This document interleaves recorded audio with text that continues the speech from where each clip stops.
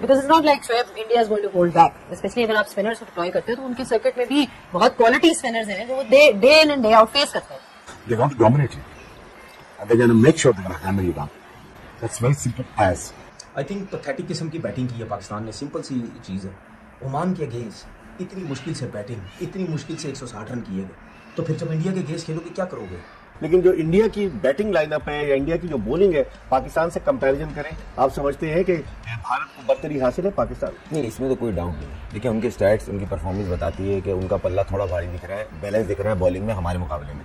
मगर जिस अंदाज से पाकिस्तानी बल्लेबाजों ने बैटिंग की, उसके ऊपर पाकिस्तानी क्रिकेट फैन में थोड़ी परेशानी जरूर दौड़ी है कि ओमान के बॉलिंग अटैक के सामने अगर हमने 20 ओवर में 160 रन किए, जैसी भी पिच थी, तो इंडियन बॉलिंग अटैक के सामने यही बल्लेबाज कैसे बैटिंग करेंगे? तो आप अगर ओमान के खिलाफ भी अपने बैट से खुल के नहीं खेल पा रहे हैं, आप ओमान के खिलाफ भी प्रॉपर स्टार्ट नहीं ले पा रहे, को ये नहीं पता कि पहला गेंद कहाँ खेलना है, आपने अगला मैच इंडिया से खेलना है, और आपको इतना सेंस नहीं है कि मेरे बेल्ट पे रन होने चाहिए इस मैच में. हम ओमान से बड़ा मर के मैच जीते हैं, लेकिन इंडिया यूए को वन साइडेड तबाह करके चला गया था. अभी आज देख ले क्या चल रहा है. बिल्कुल पाकिस्तान तरले ले रहा है ओमान के. वही ना, देखा जाए तो इंडिया, आई थिंक पाकिस्तान अगर बैटिंग करेगा तो 120 बना लेगा. 120. हाँ जी, और वो इंडिया 10 ओवर्स में चेज करेगा. शर्मा 5-10 ओवर में खत्म. वही ना, वो चेज कर लेगा इजी. ये विराट या वो नई टीम है तो जहाँ पे आप समझते हैं कि शायद हम रन थ्रू कर सकें, वो नहीं. अभिषेक भी.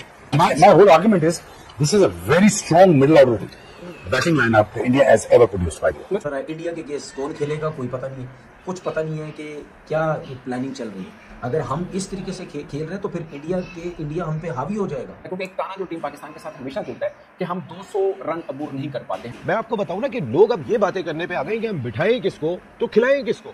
अगर मैं इंडिया इस वक्त जो बात कर रहा है वो सही बात कर रहा है कि वो अपने बैटिंग ऑर्डर को शुभमान गिल के आने के बाद संजू सैमसन को कहां लेकर जाए, किस नंबर पे लेके जाएं. तिलक वर्मा खेलते हैं तो फिर डुबे को कहां लेकर जाए. उनके पास इतने ऑप्शन दिखाई दे रहे हैं.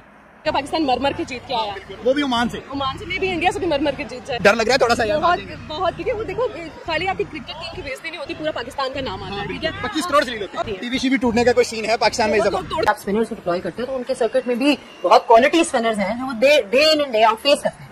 They're going to dominate you. And they're going to make sure they're going to hammer you down. That's very simple as. When it comes to making a statement, they would like to play against Afghanistan as a finalist, like Pakistan. कि अगर आपने कहना है कि यार हमने ये India से मैच जीतना है, that's a big debate. हारना कैसे है?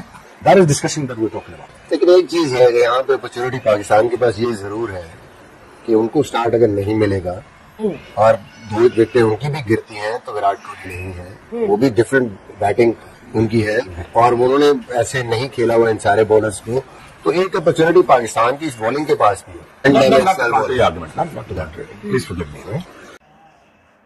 इंडिया और पाकिस्तान का जो आज एशिया कप 2025 का जो मैच खेला जाना है, उसमें इंडिया की टीम बहुत ही ज़बरदस्त और हमें ग्रेट नज़र आती है. इंडिया के अगर हम किसी भी प्लेयर के साथ मुआवजा करें, हार्दिक पांड्या, अगर हम बॉलर्स का मुआवजा करते हैं तो शाहीन अफरीदी से कहीं दर्जे बेहतर जसप्रीत बुमराह हमें नज़र आते हैं. वरुण चक्रवर्ती इब्रार अहमद से कहीं दर्जे बेहतर दिखाई देते हैं. और कुलदीप यादव जो हैं वो पाकिस्तान के जो स्पिनर सुफियान मुकीम है उससे कहीं बेहतर और डेंजरस साबित होते हैं. इसके बाद अगर हम फास्ट बॉलिंग ऑलराउंडर की बात करें तो जसप्रीत बुमराह और जो फ़हीम अशरफ का कोई जोड़ नज़र नहीं आता. फ़हीम अशरफ कहीं सी दर्जे पर आते हैं और हार्दिक पांड्या जो हैं वो ए दर्जे पर आते हैं. बहुत ही डेंजरस ऑलराउंडर हैं. और इसके बाद अक्षर पटेल और अक्षर पटेल के साथ अगर हम पाकिस्तान के जो मोहम्मद नवाज़ हैं उनका कंपैरिजन करें तो कुछ कंपैरिजन में नज़र नहीं आता. कहीं दर्जे बेहतर जो है वो अक्षर पटेल नज़र आते हैं, जिन्होंने बहुत ही ज़बरदस्त इंडिया को मैचेस जितवाए हुए हैं. और अगर हम कीपर की बात करें तो मोहम्मद हारिस और संजू सैमसन का भी कहीं हमें जोड़ नज़र नहीं आता. हारिस जो है वो बिल्कुल 0 दर्जे के प्लेयर हैं. उनकी 30 उनके मैचेस हो चुके हैं, सिर्फ 2 मरतबा 50 से ऊपर गए हैं, वरना उनकी बेहद पैथेटिक किस्म की परफॉर्मेंस मोहम्मद हारिस की हमें दिखाई देती है इस जो है वो सीरीज़ में या आखिरी 10 से